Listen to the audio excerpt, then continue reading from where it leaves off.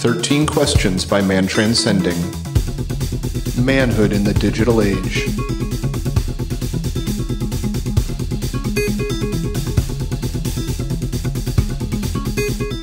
Welcome back to 13 Questions. My name is Adam, here to do the intro for Darren and Graham. They interviewed Dovid Feldman. Dovid is a Hasidic Jew, husband, father, and marriage counselor from Chicago. He grew up secular and adopted a Hasidic lifestyle during his days at Grinnell College in Iowa. Small technology and business owner for years and still is. He grew up staring at a computer screen and a telephone all day. He went to school for his master's at age 46, and he now works with couples who are trying to build great marriages and relationships. He currently splits his days three ways. One, teaching Bible grade school students. Second, he runs a technology business, and he works with couples as much as possible. Loves his family, loves the U.S., and Dovid joined the boys for a really, it's very beneficial. I think you guys are going to get something out of it. I certainly pulled with it one phrase that keeps sticking with me. It was, God's presence is higher in the lower world than in the higher aspects of creation. And just where that sits in my mind on a philosophical level of how you live your life and how that worldview can change your interface. And I don't know, it's sticking with me, and there's many gems like that in here. I thoroughly enjoyed editing this one. I think you guys are really going to enjoy listening to this one. And David also diverges off topic on relationships, and there's so much in there that I found beneficial, some rules that he has for his family that, well, you guys are going to, I think it's an episode that everybody can walk away from and feel like, I don't know, I feel like I learned something. I feel like I've got something extra for my life in my toolbox. So I hope you guys get the same from this. If you guys want to hear past guests or get some of the benefits of becoming a member, you can go to 13questionspodcast.com and sign up. You get a lot of cool things. You get access to the forums. You're going to get access to weekly self-prompted writing courses that are going to be sent out to you. It's optional. You don't have to. And we also have communication courses up there, like 16 Hours by TJ Walker. Really neat stuff. And you guys also get the option of doing this, exactly this, submitting your own podcast. Record the 13 questions, record the bonus questions, find somebody that you really want to hear answer them. You know, might be a grandpa, might be a friend, might just be that interesting guy that you know at work. But whoever it is, if you think they're going to be interesting, I'm sure we will too. And if you get clean audio, if you need pointers on that, contact us. We will be more than willing to help set you up, get you the right data to get your recording. And it doesn't take much these days, you know. I mean, whether you have a budget of $50 or you have a budget of $5,000, it really doesn't matter. And even that, I mean, you can do it with your phone. So, you know, reach out. We want to hear from you. I want to hear your episodes. I thoroughly enjoy doing this. I thoroughly enjoy asking the questions and listening to them, and I want to hear yours. So, enough rambling. Here are 13 questions followed by bonus questions. Sign up. Why aren't you signing up? You're not signed up. Jesus, man. Go sign up.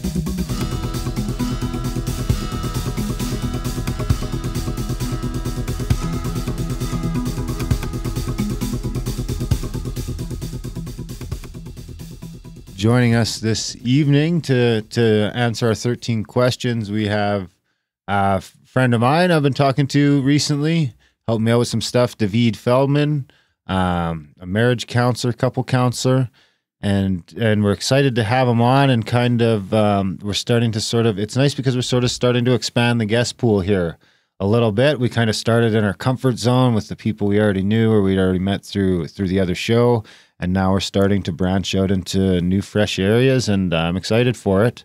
And we're starting that here tonight with Dovid. Welcome to the show, Dovid. Thank you. Yeah, I'm very excited to be here. So you've had a chance to review the questions, and I'm sure everyone's excited to jump into it. So we won't wait much longer. We'll jump right into it with question number 1. What was the best advice ever given to you, and would you modify it at all today? So I can't say this is the best advice ever given to me, but it is probably one of the most powerful pieces of advice that I've received in a long time. About 5 years ago, at the age of 46, I was deliberating going to a 5-year graduate program in marriage and family counseling. And I was concerned that it was just going to take too long. I mean, 46, I have a small business myself. I have a large family. And who has time? You know, I'm an Orthodox Jew. There's a lot of stuff I do just for my religion. And I didn't know whether I could do it. I didn't know whether it'd be worth it.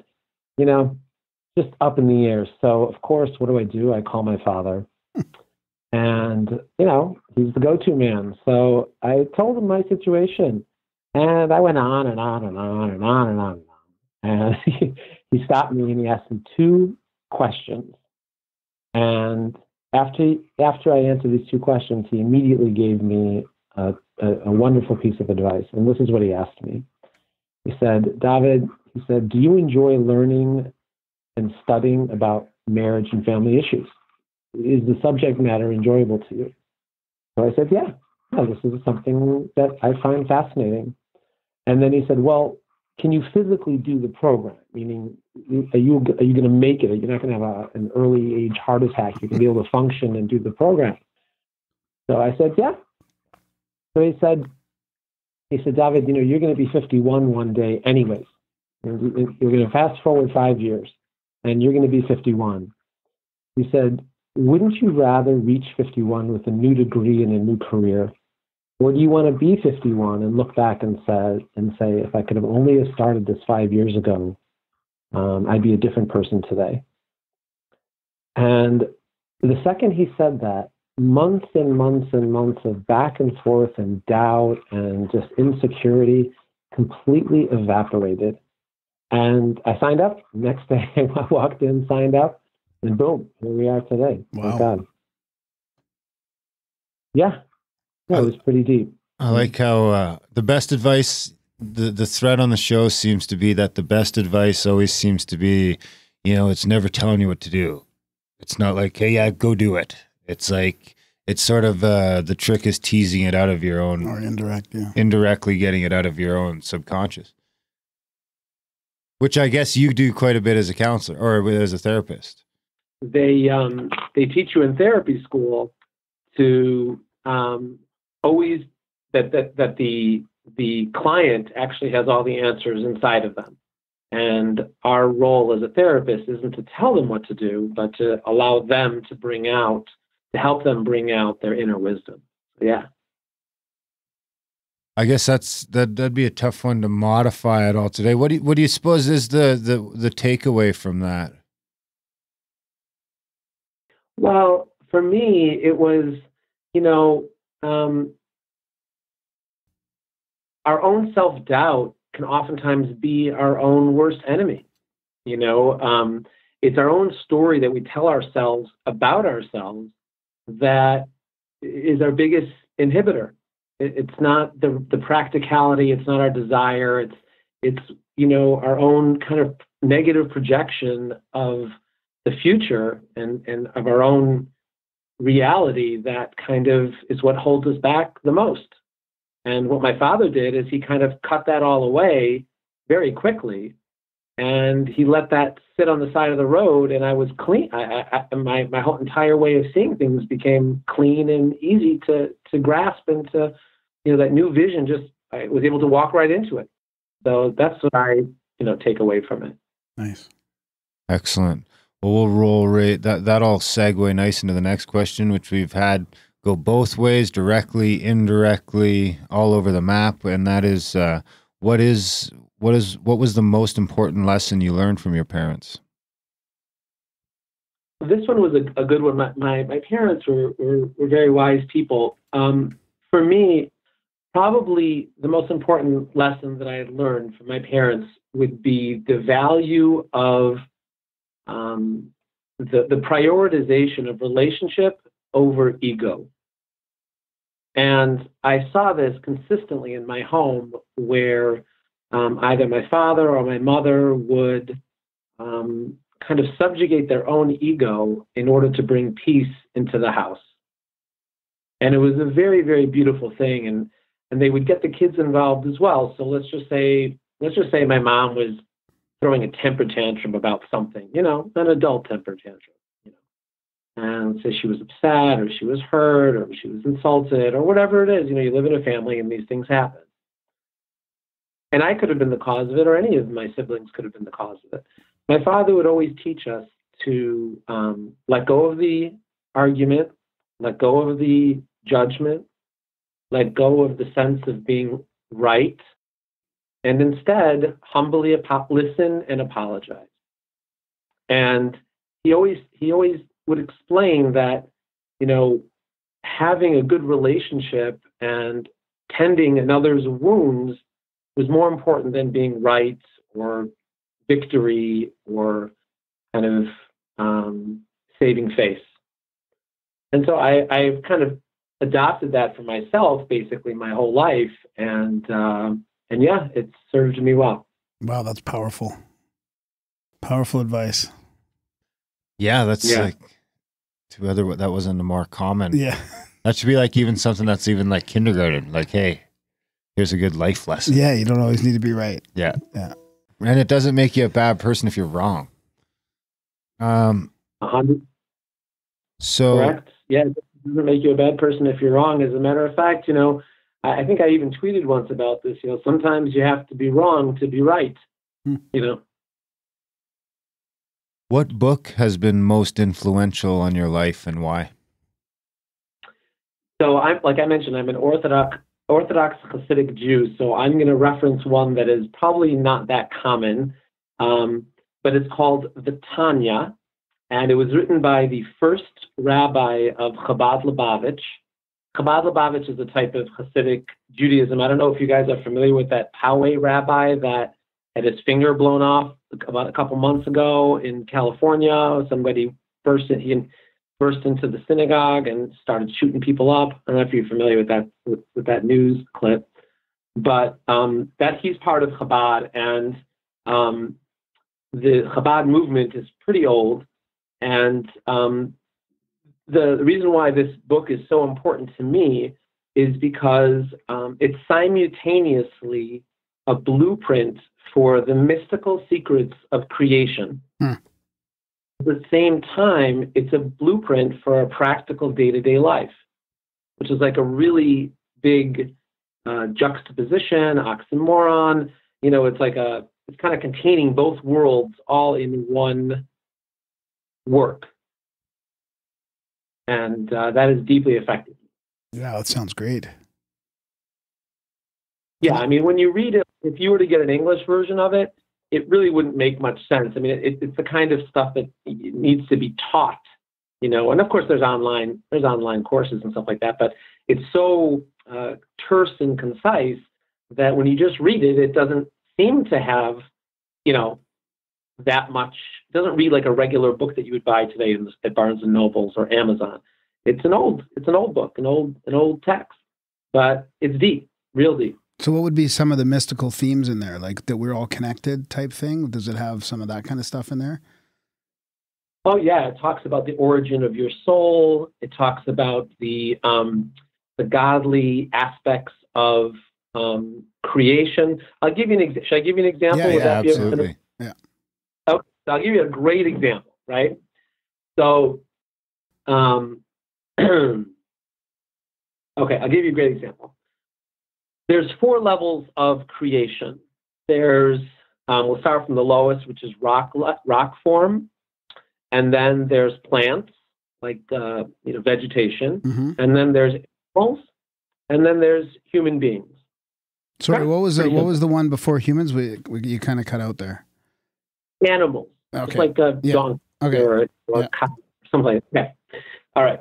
So the question is that if the act of eating doesn't just nourish your body, but also nourishes your soul, which is a Kabbalistic spiritual concept, right? It says man shall not live on bread alone, right? The food that we eat also nourishes us spiritually as well. So the question that the Alter Rebbe, who's the author of this book, asks is, why is it that each life form eats the lower level of creation? Meaning, if I need my soul to be nourished, how could I get nourishment from eating an animal who's lower on the spiritual hierarchy than me? Do you see that question? Or Yeah. Yep. Okay. So like humans eat animals which are lower than them. But so that's the question. And then animals eat vegetation which is lower than them. That additionally the question. And plants get their nourishment from minerals, sun. Yeah, exactly, from minerals and from the earth, right? And so that's lower than them. So the question is, on all four levels of creation, why is it that we go down a level? And so the answer is as follows. Very fascinating, and really is a shift in the way you see the whole world. That the reality is that God's presence. We're just on a podcast, so I'm not going to be as exacting as I could. But God's essence, let me just say, is actually found greater in the lowest levels of creation than it is in the higher levels of creation. Meaning, when I eat an animal, it's because I'm taking from that animal a higher level of, I'm taking in a higher level of spirituality than I have. And when an animal eats vegetation, he's taking in a higher level of spirituality than what he has. And what that teaches all of us, and for me in particular, because I'm so interested in this, is that everything you see around you is holy and part of God's plan and part of the creative process and has value. And even things which appear to be lower than you, and we may, scoff at them, or we may not pay attention to them, or we may not think, oh, God's not interested in that, or that's not really what's important to God. God's only interested in big picture issues. No. The reality is that God's presence, God's essence is even higher in the lower world, lower aspects of creation than the higher aspects of creation. And that teaches me how to be appreciative and have gratitude and be thankful for all the little things in life that, make up the day-to-day that we exist in. There's some economics there too, like some built-in economics, not to kill animals or chop down plants that you're not going to consume. 100% correct. 100% correct. What daily... I'm just saying there's so much you can learn from that spiritual understanding of the world. It's like built in. So yeah, it comes back again to that everything's connected sort of thing. If you could just get that right in people, you wouldn't need environmental laws. It's just like we need laws to just make up for the fact that we're raising shitty humans sometimes, or not shitty humans, but humans that just could use a little more. We could just do a better job. I'll leave it at that. Yeah. What daily habits or rituals do you have, and do you recommend them for others? Okay. So I pray daily. And part of that prayer is just meditation, thinking of, gratitude, thinking of things I want to accomplish that day, and just going over some of my values that I am working on, And it's not long or anything like that, but it's a consistent practice. And it grounds me. It grounds me in my purpose, and it brings me humility. When you pray, you recognize that the world is bigger than you, and that's an important piece to constantly remind yourself of. And it also inspires me to think that, it's not all up to me. I can accomplish things that are greater than what I think I can do just on my own. God's got my back. And, I'm capable of going beyond what my perceived limitations are. And do I recommend them for others? Yes.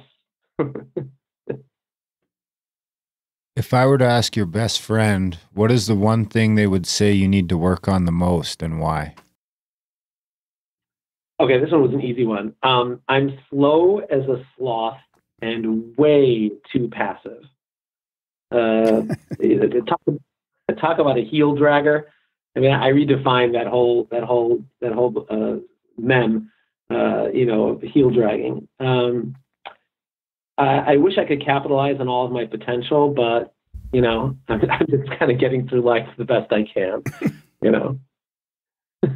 Like as in procrastination type stuff? I mean, you name it. I don't do what I know I could do. I don't reach for goals that I could probably achieve. I definitely procrastinate until everyone around me gets really, really upset at me. Like that's the only thing that motivates me, is that somebody else is going to be upset and disappointed. So it's like, I don't know if you guys are like that, but I am 100%. I'm probably the opposite of that. I'm the guy that doesn't take enough time to prepare. He just jumps into it. That's part of the problem. Or like, for example, we're planning a conference down in Utah for April, and it's like the other guys are still working out the logistics, and I've already sold some tickets and booked the venue. And I'm not the details guy. Yeah. Okay. Good. What are you most curious about? So I thought I would answer this one in a kind of comical way, but I'm most curious about what it's really like to be a woman. And I feel like if I can understand that, then I could really help build great marriages. And, the problem is that, you can't really ask women because, I hate to say it, but I don't think they know. I don't think that they are able to explain what it is. I've never had the experience, and no one can really explain what they're like. It's kind of a joke, but I wish I could, have a better understanding from a more inner perspective of what it's of the two genders. I mean, I can speak for myself as a man, and oftentimes the way I speak about masculinity resonates very clearly with many other men, but that's only half the picture. So it's hard to be a marriage therapist or a counselor or just even your own private life when there's an impenetrable wall of understanding that seems to be dividing the genders. Yeah, seems to be another species at times. So we'll sort of start to switch gears here a little bit. Okay. Roll into the next question, which is, what was one of the more embarrassing, humiliating, or humbling experiences in your life? Yeah. So one of the most embarrassing or humiliating experiences of my life was, as part of my therapy course, I enrolled in an optional domestic violence certification module. It was like an off-campus type program. I drove there every day and got like this Illinois certification for domestic violence. That wasn't the embarrassing part. The embarrassing part was that I was the only male in a group of about 20 extremely angry millennial feminist women. And it was like every question, every example was always, of course, that the man was doing something horrible to the women. And those were all the examples in class.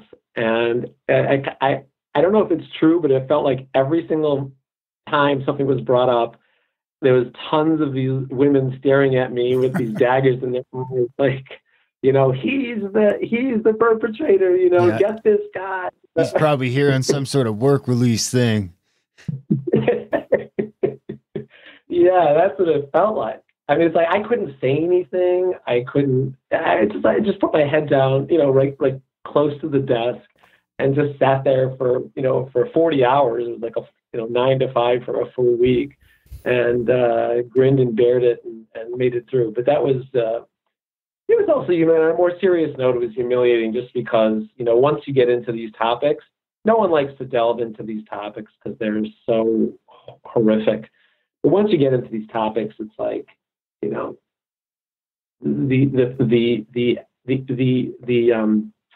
negativity that can be brought up between men and women and internally inside the home is just can be so horrible that who likes to do, who wants to get involved with that? It's just a terrible situation. So, and in any case, that was just on a more serious note. But yeah, definitely very humiliating to be sitting there. What is your greatest fear, and how did or do you overcome it, if you are able to? My greatest fear is that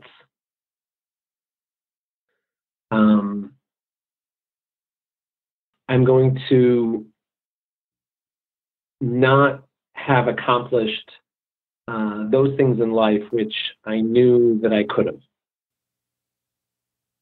And that's painful, because I'm getting older, and I've had these long-term goals. And it's sad when you feel like there was so much more you could have done, and you never got around to it for whatever reason. It doesn't necessarily even have to be something that I did.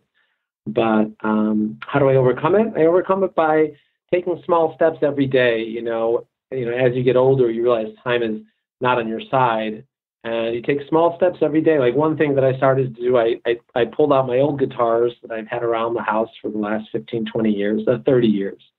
And I started signing up for these online guitar courses, and I practice every day because I've always had this fantasy of playing like 70s, rock and roll, and I can do some of the stuff, but I really always wanted to do it more. And I'm just like, that's it. I'm doing it, and that's just one of the things. Obviously, more on a more serious note, having to do with my children, having to do with serving God, having to do with, making sure that my wife is set up properly for any emergencies. But yeah, just living up to my potential for me is like my fear. That's actually seems to be a common one for men, so far with all the men we've interviewed, it definitely seems to be. I can't remember all of them, but it definitely one of them were, different variations of it anyway, whether it's, legacy or potential or, what quality do you most admire in a man, and why? So I had two for this one, but I'll start with the first one. I admire courage. Courage to me represents, apex masculinity, and it just is kind of the gateway to showing up in life. Taking up space, having your voice heard, trying new things, getting out there, providing, protecting, success in business all take courage. Mm-hmm. And that's a wonderful characteristic that many men have. And of course I have it to some extent. But yeah, that's for me like a biggie. Another one that I have is kind of like the opposite. It's humility. I guess having courage without humility is the definition of of an asshole. But so, I feel like having humility is a very, very important quality, because that kind of allows you to be have a sense of self-reflection and connectivity to those around you. Makes me sort of think of honor, the combination of those, like that's what having honor would be like, having the power. It's like, I don't want to, people have all sorts of different opinions on Jordan Peterson, but it's like he said, he's like not being able to do any, and I can't remember exactly how he phrases it, but it's like, it's not being able to say hurt people at all isn't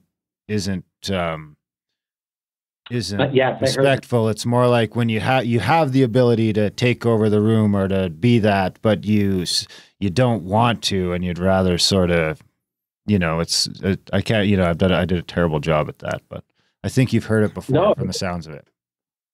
Yeah. He basically said that it's, a man who's incapable or too weak or too afraid to protect is not really a healthy expression of masculinity. It's healthy masculinity is the ability to stand up and fight, and yet the self-restraint not to. Yeah, that's right. That was a great job. Well done. Yeah. And then also, one of the things that just as an example of what I was talking about, I mean, here's a guy just like him, Jordan Peterson, so courageous. I mean, the transformation that he made over the last 4 or 5 years, and just that video that he had, the original one that went viral, and what he stood up for. And at the same time, if you take a look at, if you watch some of his texts and his videos, he's always self-negating. He's always negating himself a little bit. He's always downplaying his own abilities. Oh, I have a lot to personally work on, or I'm not there yet, or I'm speaking to myself first, or he's always putting himself within the realm of a regular person. But at the same time, he is an example of somebody who has shown tremendous courage. So, yeah, courage to speak the truth as he knows it at that time. He's not worried about if things change a couple months down the road. Like at that time, he's speaking. He feels safe speaking his truth. That's what he said when we went and seen him. Remember, he's like, you know what? He's like, I feel like as long as I say what I believe is true, he's like, I don't feel like, I might have to correct myself, but I don't feel like anything bad can happen. Amazing. Yeah. Really amazing. We were lucky enough to see him in Calgary here. Oh, yeah, that's right. He's a Canadian. Which is funny because I would definitely probably consider Jordan. I read Jordan's book about 1.5 years ago, and I mean, I definitely couldn't rule it out as being part of the genesis of this podcast. So that'll roll into question 10 nicely, which is who were or are your role models and why? And that is in parentheses, or most positive influences. Yeah. So I'm going to give you two. The first one is the Lubavitcher Rebbe, who is my rabbi. He's my spiritual guider and my guru. He teaches his primary message is about God's love and belief in humanity and the infinite human potential. And he is the quintessential role model for what it means to be a person and at the same time sacrifice for God and for all of humanity and for the world at large. So he is definitely my spiritual role model. And then the other one is my father, and he passed away a few years ago. But he was not necessarily my spiritual guru, but my human guru. He taught me what it means to be kind, compassionate person. He taught me the value of hard work, and he role modeled for me what responsibility looks like. I wish I could live up to that, but at least I got a picture of what it looks like from somebody else. That's lucky. That's good. Yeah. That's probably, that's another big problem that we have today is there not enough fathers around, unfortunately. 100%. Question 11. What institution of society or structural aspect of modern life would you change given the chance? I had two. I'll go with the second one that I wrote first, which is the poor relationships between the genders. That seems to be an aspect of modern life. I know that when I was going to university or things like that, intergender dynamics, intersexual dynamics, it didn't look anything like it does today. I mean, even a small, when I went back to graduate school a few years ago, I mean, everybody had the cell phones and the iPads. And when I would walk around the hallways, everybody was looking at their electronic device. And it was like so weird for me because, I remember being in college, and college is a place where guys and girls interacted all the time in a free and friendly manner. And here I was in this school, in this university, and you couldn't approach anybody.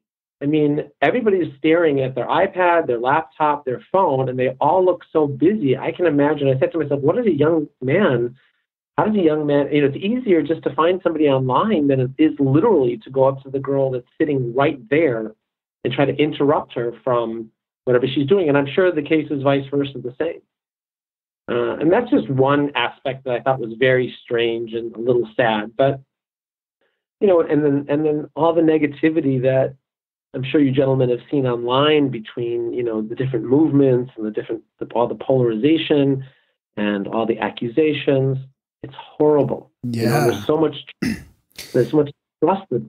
trust that's been dissolved, and I don't know. It feels like it can never come back. That's the problem. That's the problem. Is it seems like one of those things that just it's like a self-replicating trauma problem that's just going to get worse as it gets more exasperated. Yeah, I was going to mention, especially for you being, a couples counselor and being into that for years and years, and then seeing the relationship between men and women almost get worse in a way in society, or at least at the surface level, it seems to be. I mean, that must be hard.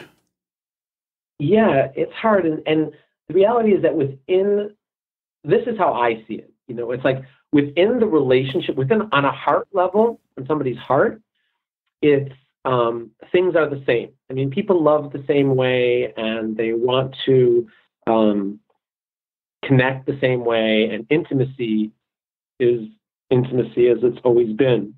But what's changed is the stories that people tell themselves and absorb from the external world about their relationships. And those stories are devastating. They'll get into a fight, and then somebody will tell this other person, "Oh, you've been abused. Oh, she's a narcissist," or, "Oh, she's just out for your money," or, "He's trying to control you." All these inflammatory rhetoric that infects the interrelationship between a couple. And they themselves want to be in love. They themselves want to connect. But because of all these things, these influences from the outside world, it just poisons the ground that they're standing on. So it's like it definitely has a deep effect on people's ability to trust, and people's ability to feel safe, people's ability to commit, people's ability to plan for the future. These are all areas of regular relationships that have been, hurt, in my opinion. Mm-hmm. I agree. Second last, what is the most courageous thing you have ever done in your life or seen, or both? Okay. So the most courageous thing I've ever done, I have a tweet about this. It's actually my pinned tweet. But when I was 25 years old, I had just gotten married, and we were struggling financially, and some craziness overcame me. And I said to myself, and I said to God, and I said to my wife that we were going to live on my income and my income alone. And my wife was always capable of working. She could go out of the house whenever she wanted to, but I was going to be supporting the family. And, that's not to preclude any amount of money. She can go out and make more money than me. It made no difference to me. But that at the end of the day, I would also have to, my money would be the money that we use, that I would want to provide for all the family expenses and the needs. And, my wife turned out she turned out to be a stay-at-home mom. And it was really hard. It was a hard decision to make. It was a hard leap of faith to make. I put a lot in God's hands. I figured if he could split the Red Sea, he could throw me a couple bucks. And it was very challenging over the years. But for me, I look at that as one of the most courageous things that I've ever done. And, fast forward, 25, 26, 27, don't ask me exactly how many years already. Thank God, we're probably not as wealthy as we could have been. And, but that's okay. I have a wife that stayed home. She wanted to stay home with the kids, and that's what she did. And I was able to, thank God, every month pay the bills. You don't know what's going to happen next month, but so far, we're good. And I'm sure your kids are grateful for it, whether they know it yet or not. Hope so. Last question of the regular section. What rule do you have for yourself that you never break, and why do you think that it's important? Okay. So this is something that I've adopted in the last about 7 years, and that is I never criticize my wife. There's no criticism allowed in our house, and this is a rule that I never break. It wasn't an easy thing to do because we're all so used to using criticism as a means of communication, whether it's constructive criticism or criticism out of anger. And I have to admit, I'm not saying that I could inadvertently criticize. My wife could say, "Hey, that felt critical." Okay, but I intentionally would never, do not ever criticize my wife. It's probably true of my kids too. I probably never criticize my kids. I've just eliminated criticism essentially from my life. So what does that then done make you focus on the positive quite a bit more? I mean, that must have a real impact if you can cut that negativity out. Yeah. I'd like to say that it makes you focus on the positive more, but it doesn't. It's really more, for me, it's really been more of an exercise of biting my tongue than shifting into a different mindset. That itself is a whole other, practice. Gratitude, appreciation, looking at basically, when you eliminate criticism, you definitely are opening up the possibility for that. It's hard to do both at the same time. Well, when you eliminate criticism, go ahead. No, I guess what I was wondering is, I feel like the more you would bite your tongue, the less you would have to bite your tongue. Like the less that criticism would start to come into your mind. Oh, like he'd be less prone to it. Yeah, than say you. Yeah. Yeah, for sure. That's definitely the way it is. It's like anything else. It's really just an awful habit that many families, people, society has gotten used to. It's horrible. And we've adopted it as something which is, unfortunately, we're so into it that we think it's normal. But it's not normal, and it's completely destructive to your relationship. And on both sides, of course. I think Gottman says that's like the first horseman of the apocalypse. Yes. Because that leads to defensiveness, which is the next horseman, and then it's all downhill from there. Yep. Well, 100%. Thanks a bunch for coming on the show. It's been fantastic. These answers have been great. It's a new perspective. We have had your second therapist we've had on, second couples therapist, so it'll be great. We're definitely getting into a much needed aspect of the show. And awesome. I think it's super important that if you're just listening to the free version of this, it might be a good time to head over to 13questionspodcast.com and check out the sign up page and just see all the things that come along with a membership. This will be episode number 27 or 28. So you're instantly going to get access to all the bonus sections of all the past episodes. You also get access to TJ Walker's communication courses right away, which is a huge problem. Everyone should be upping. If you're not working on communication, then it'll help you in all different aspects of your life, relationship, otherwise. So those are a couple $100. You get instant access to those for free. There's a bunch of stuff. There's the Discord, journaling prompts. Check out the sign up page. All the stuff's there. And other than that, thanks for listening. We hope you enjoyed it, and we'll see you next week. Okay, and now we can roll into our bonus round here, Dovid. We're looking forward to it. Did I mess up your name again? Dovid is fine. Dovid is fine. It's yeah, the bonus round here, we'll go through our 7 bonus questions, and then we'll slowly roll into a little wrap-up after that. We'll get into a little bit more free flow. This, of course, is for our members, and they appreciate it. So question number 1 in the bonus round is, what would you tell your teenage self? Okay. I was thinking about that. I would tell myself, the teenage self, is that this is the best looking you will ever get. And it's really good looking. That'd be a good one. I don't think most people think about that. Well, listen, when you struggle with your self-image or your weight or your this or your that, and you realize every stage of life you've struggled with it, and you take a look at a picture of what you look like, 5, 10 years from now.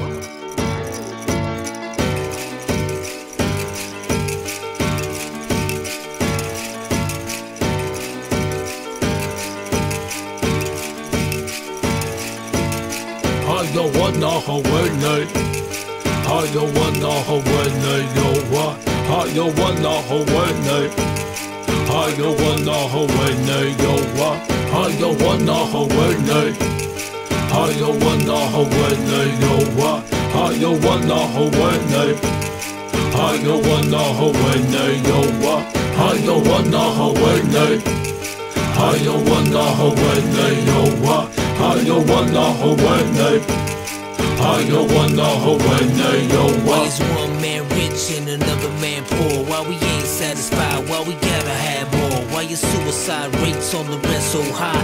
Why I tell you the truth but you say don't lie? Why is being a good father at an all-time low? Why is it acceptable? Yo, why? I don't know.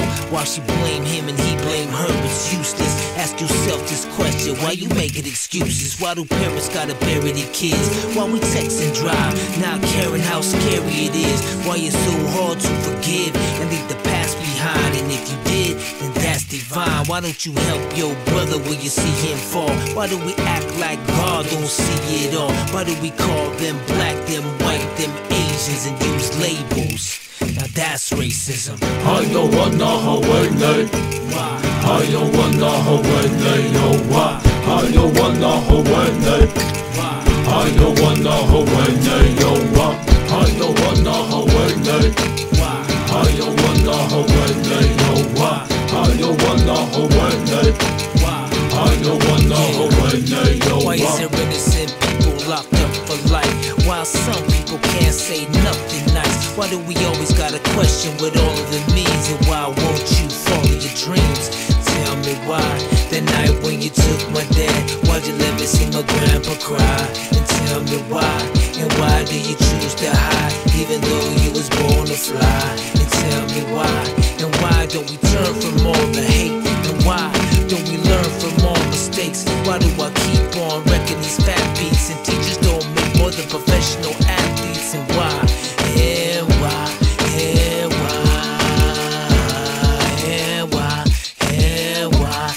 And why? I don't want no Hawaii. Why? I don't want no Hawaii. Yo, why? I don't want no Hawaii. Why? I don't want no Hawaii. Yo, why?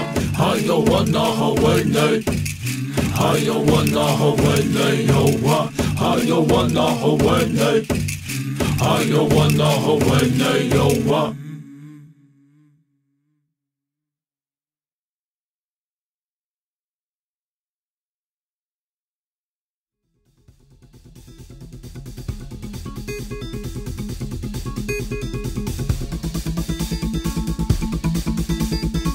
This should be considered entertainment and not therapy. We hope you benefit from our resources available at 13questionspodcast.com.